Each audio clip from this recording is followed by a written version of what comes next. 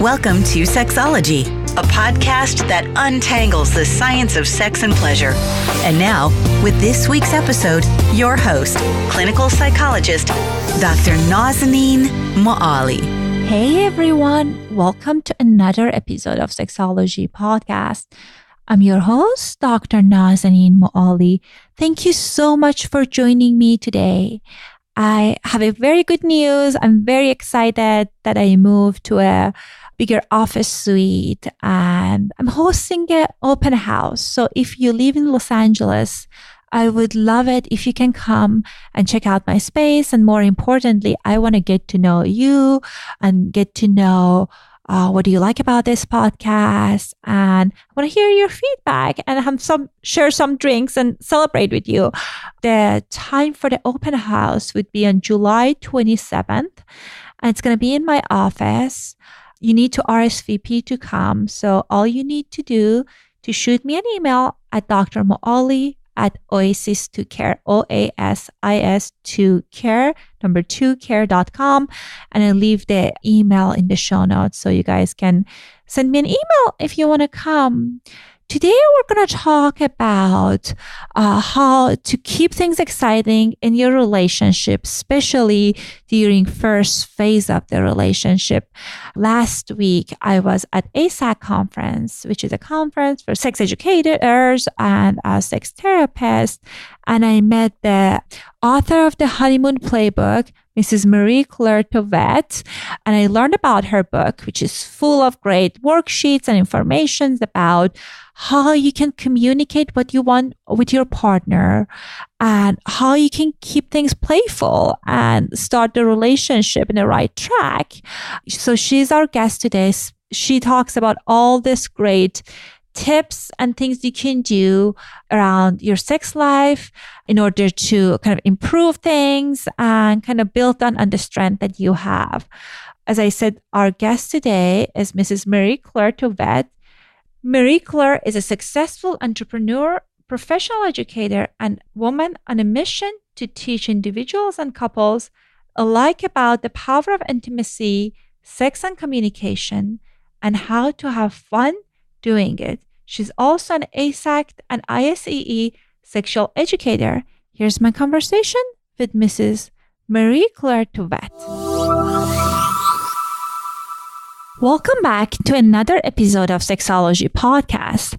I am so excited to have Mrs. Marie-Claire Thauvette on our show today. Marie-Claire, welcome to our show. Thank you so much, Nazin, and it's a pleasure to be here. I am so excited that we met at the conference. I was just telling our listeners that we met at the AASECT conference, and I loved your book, and it's just full of great worksheets. And I was like, oh, honey, I was talking with my husband, which one should we try? This is really good content. I know you wrote it for more people that are in early relationship, but I think the content was good for people in all stages as well. So I'm kind of curious that how did you decide to write this book?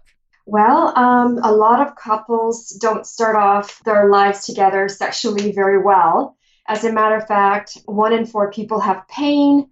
And when people just meet, when they first have first-time hookup sex, only 4% of women have orgasms. Oh, that's nothing. So that's really, really, really low. And 55% of men, by the way, have orgasms the first time they make love. So I'm thinking that, or even just having sex, it might not even be making love. So I was thinking, man, I've got to change those statistics. When people start a marriage together or even a relationship together, they need to be more educated. And my quest was to really put things down on paper, all of the things that I've learned, to give couples a really good start in life. The clitoris is such an important organ for women, and men are such visual creatures. It's important to be able to get all of these facts out and get couples, well educated before they start their relationship together, because we have to set them up for success, right?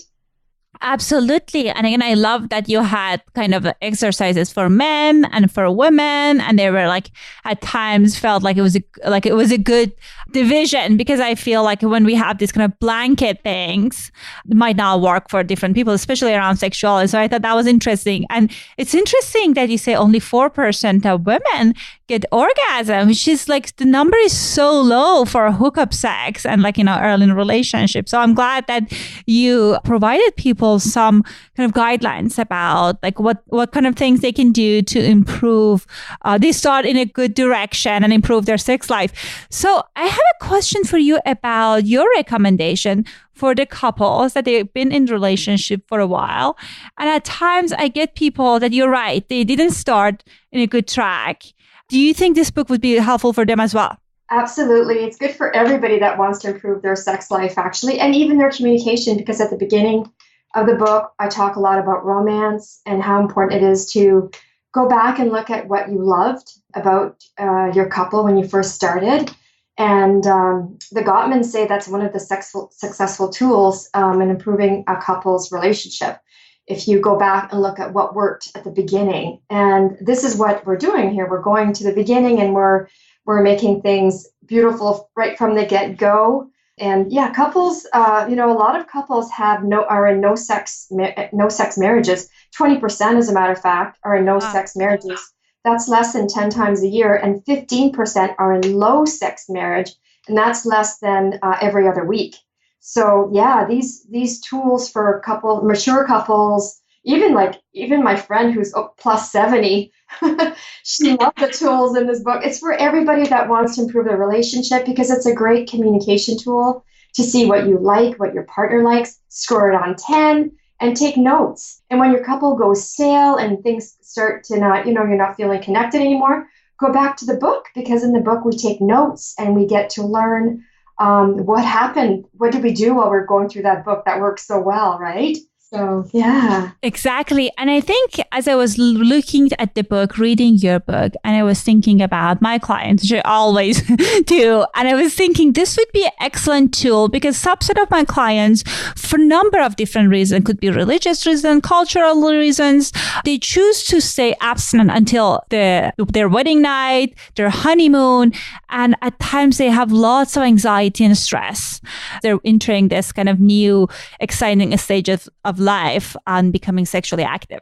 Oh my gosh, it's such a wonderful time, but it's also a time of major anxiety, because if you've never done it before, it's really hard. And sometimes even couples that haven't done it for a while and they're about to do it for the first time, it's really, really hard, because first of all, you're shy, you're wondering about all the things that can go wrong. And the first thing that I have to say for couples is to make sure that they use their sense of humor, like really relax about everything and have fun and play.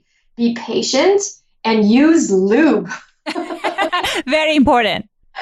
So when you're first starting out, some of the problems that can come up, that's in the book, by the way, it's in the back of the book, things that come up and things that don't come up.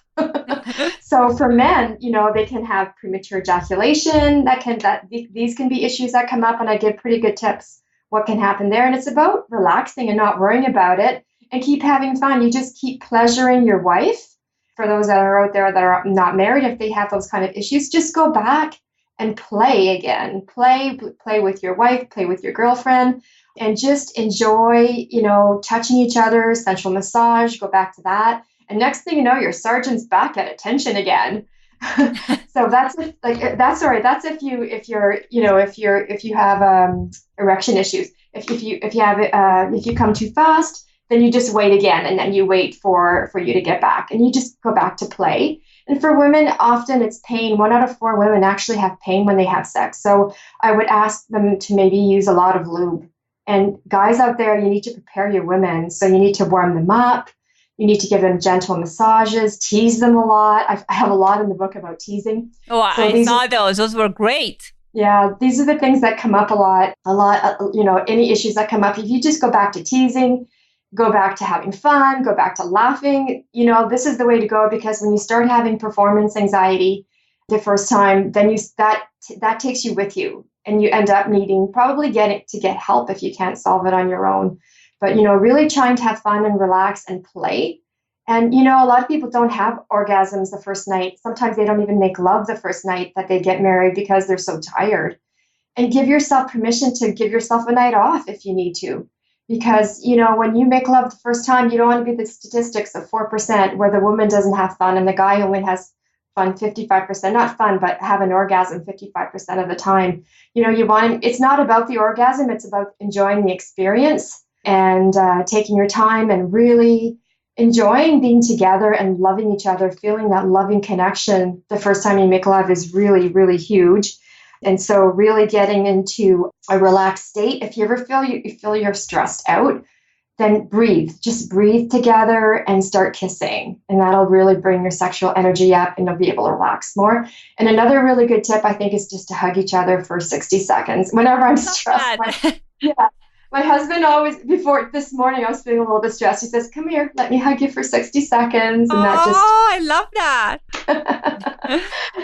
That's a really good tip that I have to give to first-time lovers and anybody that has a lot of experience lovemaking. If you're in the middle of whatever, just stop and hug each other and get back to being connected with your partner again. Yeah. And the statistic that you were talking about, 1 out of 4 women, they're struggling with pain during intercourse.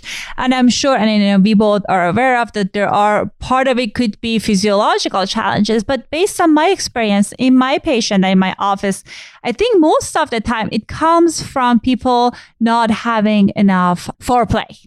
Right. They just kind of within 5 minutes of like a very busy day, they're in the bedroom, they're on the time clock, they just want to move to penetration. And our bodies are not ready for that. And that can cause the sex to be painful. And one other thing that you were talking about, which I thought was a great point, was that when we have a bad experience, we don't want that to kind of become this kind of repeated kind of challenge and kind of taint how you and your partner perceive your sexual experiences. Yes, that's exactly right. Yeah, so it's really important to make sure that the woman's really, really warmed up. Ask them if they want to make love to you, right? Communicate and ask them if this is something they want to do.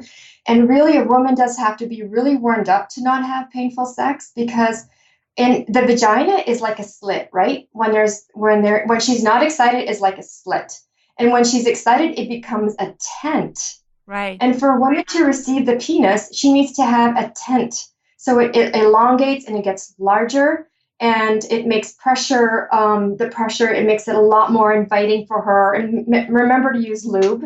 And it needs to be water-based lube if you're using a condom, if you don't want to get pregnant. That's an important part to remember. I remember I used to play soccer. My soccer coach was a gynecologist. Oh. And I said, hey guys, and I asked the coach at the same time, is sex painful for you? And they're all talking, and the coach said, hey, can I I chime in here? And he said most women say that they don't even want a big penis because it hurts. And these guys all, they have the theory that they want to have a big penis, and it's really not the size of the penis that counts often. It's really how you warm up a woman, how you prepare her. And then she's ready to receive you, it's what you're doing with it that really, really counts. And you need to pay attention to her clitoris because that is her number one sex organ. So I think that's a really good way to think about it. If you try to get her clitoris stimulated and make that the number one way that she actually makes love, because that is that sexual organ. If for those of you that believe in God out there, God made the clitoris. That's her sexual organ. That is the thing. It has no other purpose except to satisfy a woman. So guys out there, remember that the clitoris needs to be stimulated. So while you're penetrating, if she hasn't already had an orgasm while stimulating the clitoris, it's important to play with it, either with your hands, she could play with it, or with a sex toy, so that you can both have fun at the same time, because that is the way that she makes love. That's an important thing for everybody to understand. So once that is stimulated, then you could definitely, once she's had an orgasm, pain is going to be a lot less. It's going to be hurt a lot less. So I highly recommend that. Or, if you want to have an orgasm at the same time, I want you to know that it's really hard to do that. Right. It's like a miracle if you could try to orgasm at the same time, but don't try to aim for that as a means of success, because just enjoying each other and pleasing each other. That's the important part, and connecting through lovemaking. That's the important part. Right. And I think one point that you were talking about, which I thought was very important, is just having kind of realistic expectation of what your sex gonna look like. Because at times I feel people, they don't have good sex education, and they have this unrealistic expectation about how the sex would look like. So we're both gonna climax together. It's gonna be like she's gonna get experience orgasm only through intercourse, just penetration, and all of these things. And when we're going into the sexual experience with this wrong information, we're setting ourselves for kind of failure, kind of feeling like a failure. Oh my God, that didn't happen. Maybe there's something wrong with me. Maybe my penis size is not a right size. Maybe, my body, like sometimes women say, like, maybe I'm too fat or I'm too ugly. But when we kind of like talk about it, we realize there's just misinformation that people usually get about the sex education. Yes, exactly. And in my book, I have a section in Honeymoon Playbook. It's called Hot Conversation Starters. Oh, I like that. We delve into all of these questions that we need to be asking each other before we even make love. If you can't, the first time you make love with anybody, if you can't ask for what you need and what you want, then you're not ready. You're not ready to make love with that person. You need to be able to ask the person what you want. And that happens a lot in Hot Conversation Starters. We bring everything up in the book on exactly what you like, what you need, what you prefer. So the realistic expectations are really all set out, and you know what your partner likes, they know what you like. And it's important to please each other the way that we need to be pleased. And that's the important part of the book. And I really like that you brought up the body image connection, because women out there, I want you to know something. Did you see the surrogate sex dolls? Oh, they were so interesting. Yes. Yeah. So the thing that I found most fascinating when I asked questions, the people that make these sex dolls, I asked, what kind of body do the men want? What is the most popular doll that men buy? And they're all the dolls that have bellies. No way. That is so interesting. Yeah. So women out there, we have this image that men, don't like bellies, and they do. They want real women. They want women out there that aren't fake. They want the real thing. They actually want the real, of course, flesh, that they're so lucky to have you, right? They're so lucky. Women, get into it. Get into the lovemaking, get into your body and feel what the man is giving you.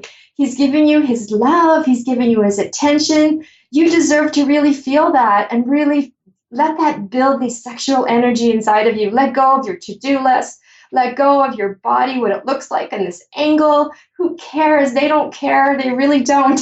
They just, they just want to make love to you and connect with you sexually. This is mostly the way men want to love their women, through sex, and giving them all of your energy, and it's going to make you have a better experience also.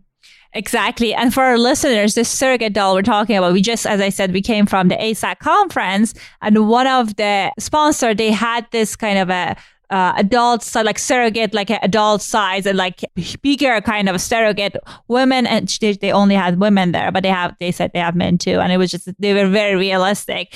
And it's so interesting that I like that you brought up that people requested things that are more realistic. So it's not the kind of anorexic, starved looking image that media shows us that's sexy. So it seems like people want someone who's have realistic, kind of at times curvier body type. Exactly. That's exactly what they like and they love. So enjoy it. Enjoy it, ladies. One other thing that I wanted to learn more, because again, in your book, I saw that you had lots of good kind of conversation starters, tips and tricks around different things.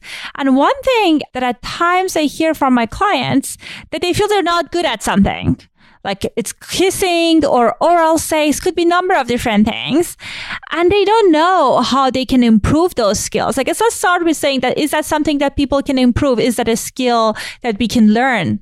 Definitely. It's called sexual competence. And it's a skill that we can all learn. And I teach that in my one-on-ones. I take out my toys. I have like a velvet puppet. And I give her a name, and I tell men what to do to her. And I also have a penis, and it's 5.5 inches, the average size of a penis. And I ask my clients to go in their fridge and take out fruit or vegetables, and they bring it out, and I show them. I teach them on the internet and in person. I teach them how to pleasure their partner by using vegetables and fruit. Mm-hmm. And to kiss, I often use things like chocolate, all kinds of fruit.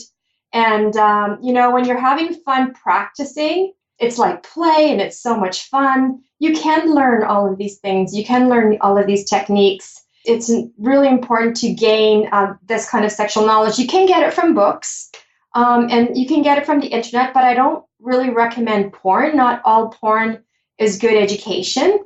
So, I'd really recommend maybe getting it from a book, but most of my clients tell me that they're not getting enough out of a book. Mm-hmm. They need to practice on the screen with a sexual educator, and I think some sexual therapists even do that. Mm-hmm. That way you can get a direct education, direct skills on how to please a woman and how to please a man. I give fellatio courses that are really fun. Oh, fun. I didn't know that. Yeah. I've given lots of fellatio workshops. As a matter of fact, when I first got into this business, I said, I'm going to teach the hardest course that I can teach because it's really hard for me to be talking about sex out loud. What's the hardest thing that I could teach? It's fellatio and cunnilingus workshops. So I did those first, and I didn't have a hard time at all. I was really comfortable right from the beginning. So I really love teaching couples, teaching single people more sexual confidence so that they can be better. Practice by yourself. So by the time you're with somebody, you can get better at it. What are some of the kind of common mistakes that you think people make when it comes to fellatio? Okay, so women, I have to say that they sometimes don't want to do it because they have the gag reflex. Mm-hmm. So the tips that I give them is put your hand on their penis.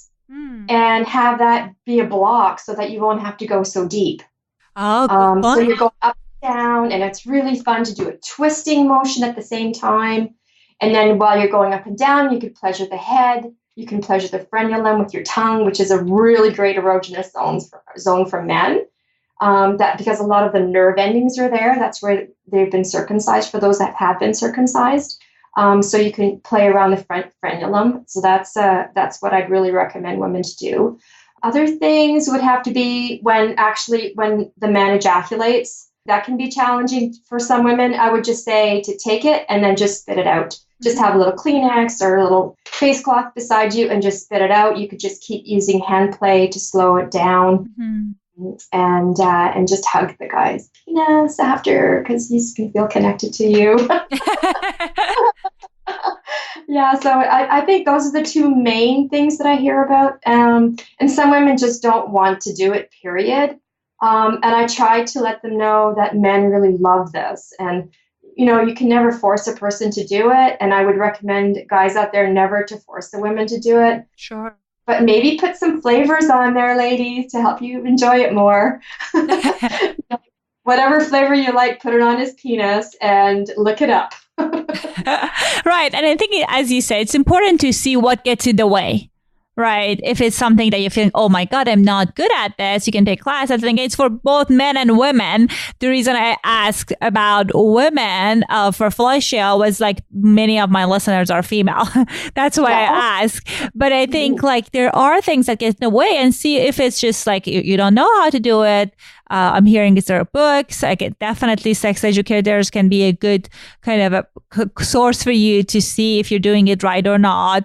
And I think most of the time it's just a matter of whether what you're doing is a good fit for your partner. Right. Someone might love some kind of kissing or oral sex, and the other person, just the next partner, might not like it at all. So I think it's important to have good communication, but it is such a hard conversation to tell your partner that thing that he or she is doing is not working for you. And I'm kind of curious about, how do you usually recommend people to give feedback that their partner are willing to hear it out, but also is not hurtful? Right. It's really important to keep all of the language while you're making love positive. If you have anything negative to say, just don't even say it at all. Just keep it in your head, because the bedroom has to be a really positive, sacred space where only good things happen. That way you'll want to go back there. You'll want to stay connected. So I would say something that you can do if the person's not touching you in the right place or not doing the right motion. You could really sexily bring your hand all the way down their arm, put your hand on top of their hand, and place it where you want them to place it. And then do the action that you want them to do. That way it's a really quiet, sexy way to move them, and they're not going to feel bad. Their ego is going to be held in the right place. If it's something bigger, maybe an act that you don't like to do, of course you need to stop the person. It's good to have safe words beforehand to say that you don't, if like a red, yellow, green light type of thing. I talk about that in Honeymoon Playbook, how important it is to have those conversations, and then go back to just gentle lovemaking, go back to the last thing that worked really well. And you can talk about it outside the bedroom. And when you do want to talk about it, give your partner enough time so that they can be prepared, maybe a couple days in advance. Hey, Saturday night, I want us to have a sexy sex talk. And you can prepare some cocktails or bring a nice bottle of champagne, or, prepare it like a good, positive experience. So they're going to want to talk about sex again. I think that is so important when you talked about not bringing it up in the bedroom, because at times people kind of give this feedback that's hurtful and just kind of like impact that just changes the mood and cause some resentment. So I like that you're recommending for people to set aside a time. Obviously, if that's something that's traumatic, very, very uncomfortable, you definitely want to kind of intervene in the room, while it's going on. But if it's something that your partner's not touching you the way you want you to touch them, or they're doing something that's just not necessarily part of your erotic template, I hear it's good to set aside time to talk about that. And do you think how specific our recommendations should be with our partners? I think it should be very specific. I think in my book, I rate everything on 10 and describe exactly. I have lines so that you can write down what you like. And you could share that with your partner. I think you need to be very specific, because men, I have to say, really want to please you. And women too. Like in the workshops that I've given, I was so shocked to see that men's total goal is to please women. I just want to please her. I want her to have a good experience. And women feel the same way. Some of them have been, some of them might have been shamed in the past for various reasons. But really getting specific is extremely important, because you can go through your whole life wishing that your partner is going to do something and they never do it because you've never asked them to do it. So yes, this is the beauty of Honeymoon Playbook. It's going into really narrow, specific things that you'd like your partner to do to you. And there's space to write down what other things that you might like them to do to you also. So you definitely need to be specific, I think. Yeah, and I think it's funny that at times we have these desires that we think, oh my God, this is horrible, and my partner would never do that. And when I have couples in my office, I facilitate some of these conversations, and the wife would say, oh, I would really with lots of guidance and stuff, I would like this. And the husband said, oh, okay. So it's not a big deal at all. But, in the partner's mind, there's just so much shame around asking what you want in the bed. So yeah, I think it can be challenging. Exactly. And I'm just really impressed with men out there. I didn't know, when I first started in this business, I was really surprised to see how they esteem lovemaking. They think it's really important to make love to women properly. And I met a girl who was Muslim who taught me that in the Quran, pleasuring a woman is the man's goal. Oh. They have to do that. That's a part of what they need to do. And I just love that about the Muslim culture. I had no idea that existed. So yeah, pleasing a woman is very important. And pleasing a man, find out what he likes and ask each other what you want, ask each other to get specific. Great. Have nights where you're just, okay, we're gonna have a tickle your pickle night, like the book Tickle Your Pickle. That's a cute book. but we're going to have your pickle night, and I want to play with your penis, and I want to see what your penis, you can give it a name, give your clitoris a name too, ladies, and say, how does this feel? How does that feel? And guys will love it. Women will love it too if you stage all kinds of really fun things that you can do to her clitoris, play around her clitoris. This is the kind of exploring that couples do that they need to do so that you can have a little bit more fun, explore each other and have a good time with each other. Play. Yeah. And I think it's just because of the shame that many people have around sexuality. I love that like many religions, they have positive kind of like messages around sex with the married couples. But what I notice is, there are at times like sexuality portrayed as a negative thing, like, because they want to make sure, at least like in my culture that I grew up, they wanted to make sure, girls are not getting active or boys are not getting active before the marriage. But what happens that we learn this shame-based messages around sexuality. And when we are in a committed relationship, it's not like they're going to disappear overnight.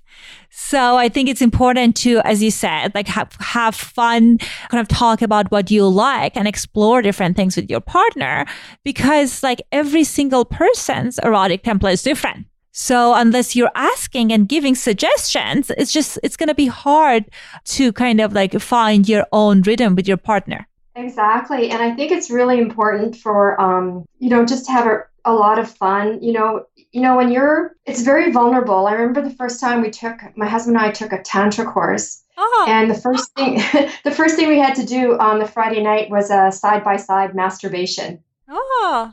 I was shy to do that, but it made me feel so close to him to do that beside him. Like we weren't even touching each other. Right. But we were supposed to observe how we were masturbating so that when we touch our partners, we know how to touch them. And it was vulnerable, and it made me fall in love with my husband even more after probably 15 years of being married.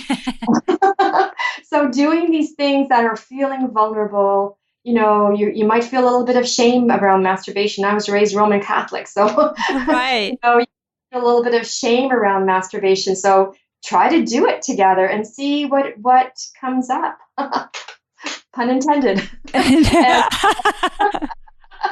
And have some, really try to be vulnerable. Try to stretch and do things that you normally wouldn't do. Maybe even trying to do something a little kinky if you've always wanted to do something. I want to try something a little kinky. Maybe tie up your partner with paper towels, roll it up, and that way your partner can just get out of it just by pulling their hands apart. Mm-hmm. Or try doing some really beginner fun things like that. Tying each other, maybe, maybe you could try a little bit of spanking, but not too hard to start off with. But remember to give some love after. Try some little things like that to see, how far you want to go and what makes you feel comfortable. Check in with each other all the time to see if this feels good. Yeah. Thank you for those suggestions. Again, I highly recommend your book, and I bet many of our listeners now they're interested about where they can get it and all the great kind of resources that you mentioned. So if our listeners, they want to get a contact with you, what would be the best way? Thank you. Yeah, you can get Honeymoon Playbook on Amazon, and I'm really pleased to say that it became bestseller last week in 3 different categories. Yay! And you can get on Amazon. And please leave me a nice review if you like the book. I'd appreciate that. And it's on sale right now, actually, for 99 cents as an ebook. You just have to download the book from the book on Amazon, and they'll give you all the downloading instructions so you could read the book online on your phone, on your computer, on your iPad. And then and then having the book, there's nothing like having the book in your hands so you can write and really record your memories of how you felt when your partner did that to you. So that's at Honeymoon Playbook on Amazon. You could find me at relationshipbliss.ca. That's relationshipbliss.ca. And I am taking clients online if you guys need any help with anything sexual. I'm not a therapist, so I don't deal with anything from the past. I help you to move into the future via the present. So that's me, Marie-Claire Thauvette at Relationship Less. Thank you so much for a great time. I had so much fun talking to you. I knew when I met you that I'd have a good time in an interview with you. Yeah, this was wonderful. And thank you so much. And guys, I leave the link in the show notes. So if you guys need to check it out, you can find it there. And I agree with you that I think it's good that it's online. You can get it like got a PDF version, like read it on your computer and like your phone. But I think it's one of those things that you want to be able to take notes. So I think definitely printed version would be great. All right. Thank you so much. It was lovely to talk to you. Thanks, Nazanin. I had fun. Hey guys, I hope you enjoyed my conversation with Marie-Claire Thauvette. I like that she talked about the thing you can do, like very specific instruction you can give to your partners. And her book is full of great, again, tips and tricks. I encourage you guys to check out the book. And also, I want you to kind of experiment with one of the things that she recommended. Because at times what I see that people want to improve their sex lives, but when it comes to it, we just listen and read things and we're not implementing it. So I would love to hear that you guys practice one of the tips that she mentioned. And if you want, you can share it with us. You can record your voice on my website, sexologypodcast.com. I'll talk to you next week. Thanks for listening to the Sexology Podcast. For more great content, visit www.sexologypodcast.com. Please be advised that information presented on this podcast is not a substitute for seeking help from a licensed mental health provider.